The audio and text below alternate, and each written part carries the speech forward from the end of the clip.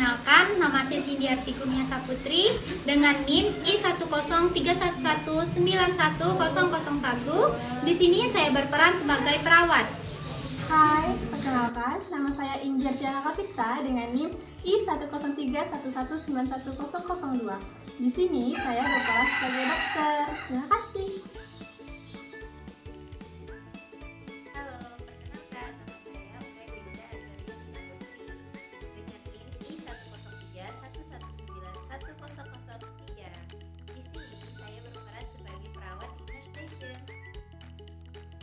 Hai, perkenalkan nama saya Asri Febri Lestari dengan NIM I10311911004. Saya di sini berperan sebagai pemateri dan juga kameramen. Perkenalkan, nama saya Mardatila dengan NIM I10311911005. Saya berperan sebagai pasien. Hai, perkenalkan nama saya Sukmawati dengan NIM I10311911008. Di sini saya berperan sebagai pemateri. Perkenalkan, nama saya Eka Ersamayan Kumala dengan NIM I10311911014. Di sini saya berperan sebagai pemateri dan kameramen. Hai, perkenalkan nama saya Nanda Aprilia, NIM I10311911023. Di sini saya berperan sebagai suami pasien. Inyong. Hai, perkenalkan nama saya Nura Madania dengan NIM I10311911024. Di sini saya sebagai keluarga pasien. Perkenalkan, nama saya Hana Ulfia dengan NIM I10311911028. Di sini saya berperan sebagai pemateri dan editor. Hai, perkenalkan nama saya Zenita Indra Ramadita dengan NIM I10311911027. Di sini saya berperan sebagai pemateri dan editor. Halo, perkenalkan nama saya Bir Kumonita dengan NIM I103119440. Saya sebagai perawat. Halo, di sini saya sebagai pemateri akan menjelaskan mengenai komunikasi terapeutik pada ruangan ICU. Sebelum masuk lebih jauh, kita harus tahu dulu apa sih komunikasi terapeutik itu. Nah, komunikasi terapeutik merupakan proses interaksi antara klien dan perawat yang membantu klien untuk mengatasi stres, menyelesaikan sesuatu yang tidak dapat diubah, dan mengatasi hambatan psikologis yang menghalangi realisasi diri. Komunikasi terapeutik bisa diartikan juga dengan komunikasi yang dilakukan secara sadar, bertujuan dan kegiatannya dipusatkan untuk kesembuhan pasien dan membina hubungan terapeutik antara perawat dan klien. Selanjutnya, kita masuk ke pengertian ICU. Intensive Care Unit atau ICU menurut Departemen Kesehatan Republik Indonesia merupakan unit perawatan khusus yang dikelola untuk merawat pasien yang sakit berat dan kritis, cedera dengan penyakit yang mengancam, serta melibatkan tenaga kesehatan terampil yang didukung dengan kelengkapan peralatan khusus. Assalamualaikum warahmatullahi wabarakatuh. Perkenalkan, nama saya Zenita. Di sini saya akan menjelaskan tentang komunikasi dengan pasien tidak sadar di ruangan ICU. Pada dasarnya, pasien tersebut responsif, yang artinya mereka masih dapat menerima suatu rangsangan. Dan pendengaran dianggap menjadi sensasi terakhir yang hilang dengan kesadaran dan menjadi pertama yang berfungsi. Pada proses ini, susunan saraf pusat terganggu. Fungsi utamanya mempertahankan kesadaran. Gangguan kesadaran ini dapat disebabkan oleh beberapa faktor, yaitu baik primer intrakranial maupun ekstrakranial, yang mengakibatkan kerusakan struktural atau metabolik di tingkat korteks cerebri dan batang otak keduanya. Terima kasih. Di sini saya akan menyebutkan fungsi komunikasi dengan pasien yang tidak sadar. Adapun fungsi tersebut yaitu yang pertama, mengendalikan perasaan, yang kedua, pengembangan motivasi, yang ketiga, pengungkapan emosional, dan yang terakhir, informasi. Cara berkomunikasi dengan pasien yang tak sadar. Adapun cara yang dapat diterapkan yaitu yang pertama, menjelaskan, yang kedua, memfokuskan, yang ketiga, memberikan informasi, dan yang terakhir, mempertahankan ketenangan. Prinsip-prinsip berkomunikasi dengan pasien yang tidak sadar. Ada beberapa hal yang perlu diperhatikan dalam berkomunikasi dengan klien yang tidak sadar. Yang pertama, berhati-hati melakukan pembicaraan verbal di dekat klien. Yang kedua, ambil asumsi bahwa klien dapat mendengar pembicaraan perawat. Yang ketiga, ucapkan kata-kata sebelum menyentuh klien. Yang keempat, upayakan mempertahankan lingkungan yang tenang untuk membantu klien fokus terhadap komunikasi yang dilakukan perawat. Terakhir, ada tahap komunikasi dengan pasien tidak sadar. Nah, komunikasi terapeutik terdiri atas 4 fase. Yang pertama ada fase prainteraksi, yaitu pada fase ini petugas harus mengeksplorasi perasaan, fantasi, dan ketakutan sendiri. Nah, petugas juga perlu menganalisa kekuatan kelemahan profesional diri. Selanjutnya, mencari data tentang klien jika mungkin dan merencanakan pertemuan pertama dengan pasien. Kemudian, yang kedua, ada fase orientasi, di mana fase ini meliputi pengenalan dengan pasien, persetujuan komunikasi atau kontrak komunikasi dengan pasien, serta penentuan program orientasi. Nah, program orientasi tersebut meliputi penentuan batas hubungan, pengidentifikasi masalah, mengkaji tingkat kecemasan diri sendiri dan pasien, serta mengkaji apa yang diharapkan dari komunikasi yang akan dilakukan bersama antara petugas dan klien. Nah, tugas petugas pada fase ini adalah menentukan alasan klien minta pertolongan, kemudian membina rasa percaya, penerimaan dan komunikasi terbuka, merumuskan kontrak bersama klien, mengeksplorasi pikiran, perasaan, dan perbuatan klien sangat penting dilakukan petugas pada tahap orientasi ini. Nah, dengan demikian petugas dapat mengidentifikasi masalah klien dan selanjutnya merumuskan tujuan dengan klien. Kemudian yang ketiga yaitu fase kerja, di mana pada fase ini petugas perlu meningkatkan interaksi dan mengembangkan faktor fungsional dari komunikasi terapeutik yang dilakukan.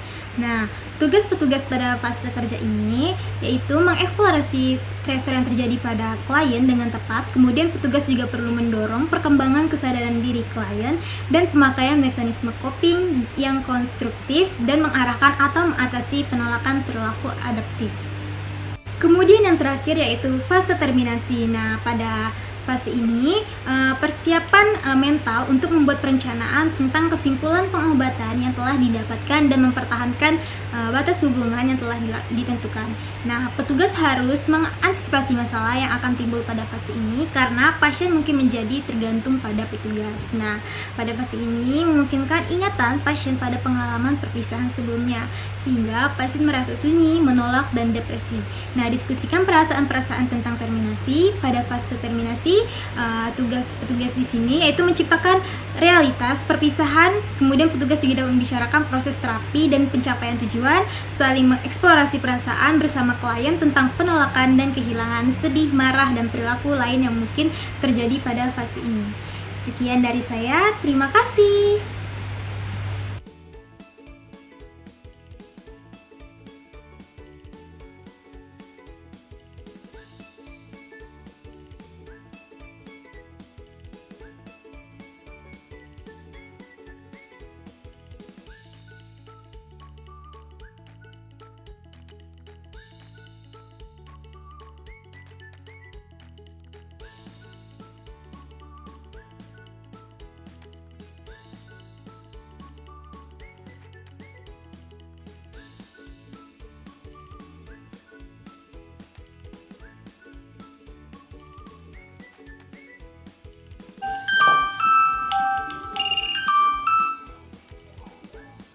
Selamat pagi, Dok.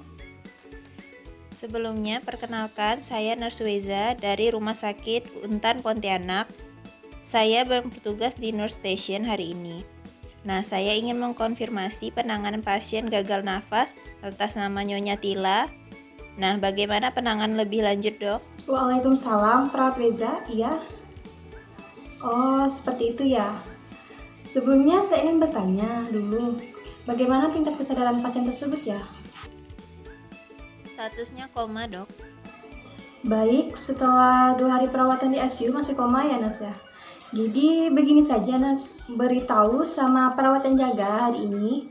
Oh ya, sebelumnya mohon maaf, apakah saya boleh tahu siapa perawat yang jaga? Iya, ditangani oleh Nurse Feby. Baiklah, Perawat Feby ya. Gini saja Nas, beritahu kepada Pak Feby untuk memberikan injeksi sekitar pukul 8 nanti, dan semoga pasien cepat sadar dan cepat lekas sembuh. Dan juga, oh ya, jangan lupa satu lagi, berikan kepada saya dokumentasinya kurang lebih 1x24 jam lah batasnya ya, untuk evaluasi dan penanganan lebih lanjut nantinya. Baik dok, saya ingin mengulang sedikit lagi. Jadi hari ini untuk pasien Nyonya Tila diberikan penanganan berupa injeksi pukul 8 tepat untuk meningkatkan kesadaran dan diberikan oleh nurse Feby. Dan tidak lupa memberikan hasil dokumentasi 1x24 jam. Benar begitu? Ya, benar sekali Pak Reza. Baik, jika seperti itu saya ucapkan terima kasih atas kerjasamanya dok. Selamat pagi. Terima kasih kembali Nars.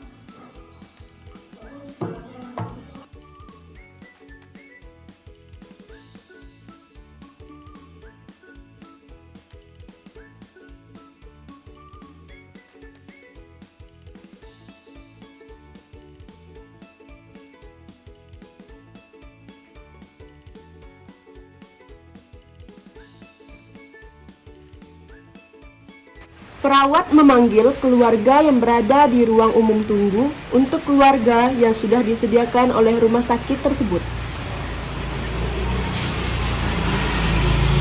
Permisi, dengan keluarga Ibu Tila. Ya, saya. Ya, perkenalkan, nama saya Perawat Feby dari Bangsal 101 yang bertugas untuk menjaga Ibu Tila dari jam 8 sampai jam 1, Bu. Saya ingin memberikan dan meminta izin tindakan, yaitu memberikan suntikan. Baik sus, lakukan saja apa yang terbaik untuk ibu saya. Ya, pasti kami lakukan yang terbaik ya, Bu ya. Iya. Kami permisi dulu ya, Bu. Silakan.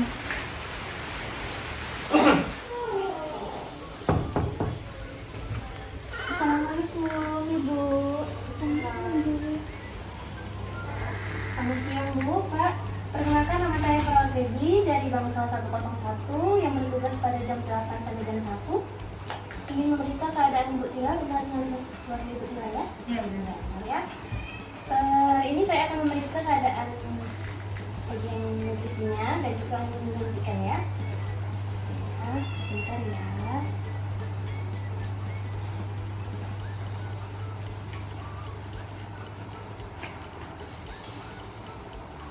Assalamualaikum Ibu, selamat pagi. Perkenalkan, nama saya Perawat Feby. Saya bertugas di Bangsal 101 hari ini Bu. Bagaimana keadaan Ibu sekarang? Saya harap Ibu segera lekas sembuh ya Bu ya, dan juga siuman. Baik Ibu, kedatangan saya hari ini untuk memberikan obat sekaligus memberikan injeksi kepada nutrisi Ibu agar Ibu tetap fit dan juga sehat ya Bu ya. Permisi ya Bu ya.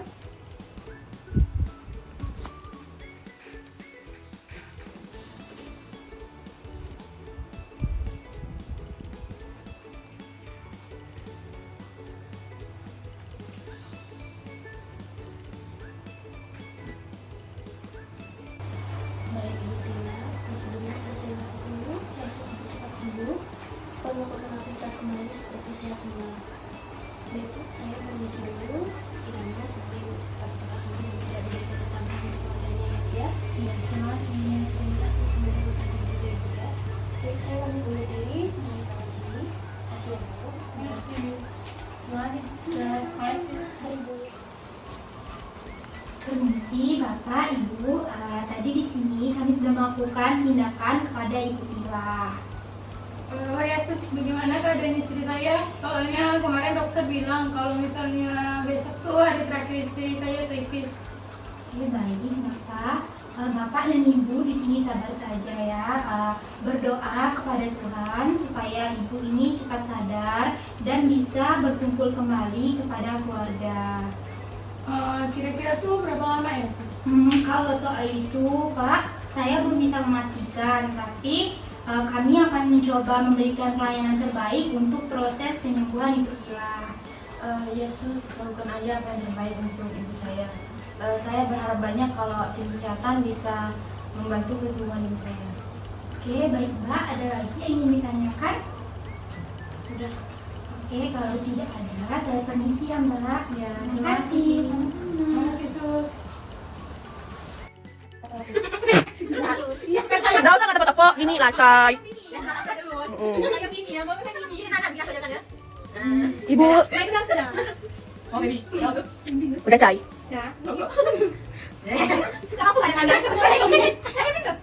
Ada.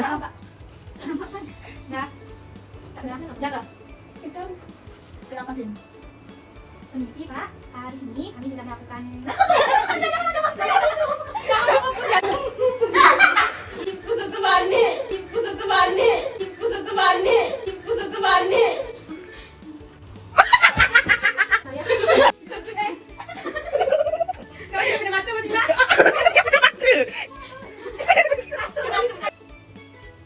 permisi Bapak.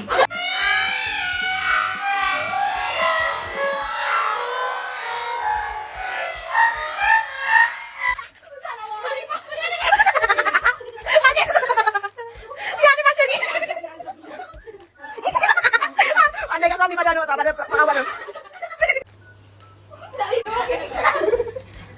Nanda.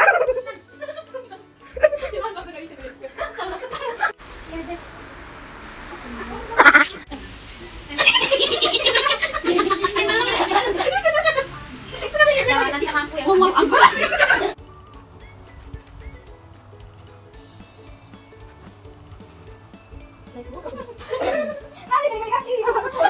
Iya, apa ya? Geli kan nih? Geli. Saya berperan sebagai pasien. Pasien. Hai, kenalkan nama saya Nanda Aprilia, NIM 103 119 119 103. Di sini saya berperan sebagai istri dari Jangan biasa. suami gitu. Mana si Nanda gue dapat apa ini? Satu. Ana. Hai, kenalkan nama saya Nanda Aprilia, NIM 123 119 103.